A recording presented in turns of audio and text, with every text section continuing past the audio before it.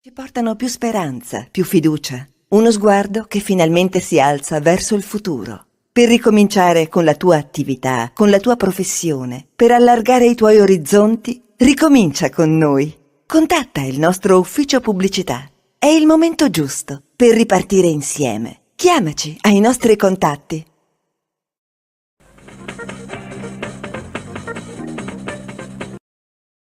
Rafforzare il sistema di prevenzione e contrasto delle condotte lesive degli interessi economici e finanziari derivati dai flussi di spesa legati all'attuazione del PNRR. Tutelare le imprese e i soggetti del tessuto economico che lavorano nel pieno rispetto delle regole. Agire all'insegna della massima trasparenza.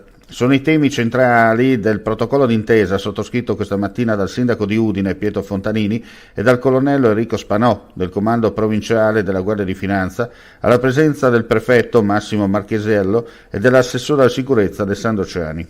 Il documento individua gli ambiti di applicazione dell'accordo e definisce una serie di criteri stringenti per gli appalti.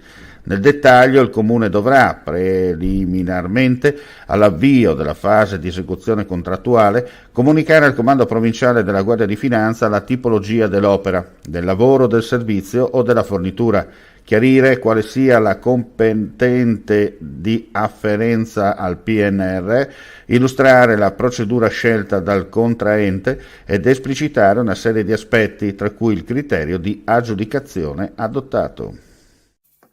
Vuoi assaggiare una birra dove al suo interno scopri la specialità tipica friulana? Lumi Beer, il prodotto ricavato in 20 ettari di terreno coltivato a orzo distico, biodiversità, performance ambientale. Lumi Beer nelle sue 5 versioni disponibili, 4 per consumo veloce e dissetante e la versione Magnum per intenditori. Lumi Beer si abbina a qualsiasi palato. Lumi Beer è un prodotto esclusivo Azienda Agricola Pancera, il buon seme, i buoni frutti.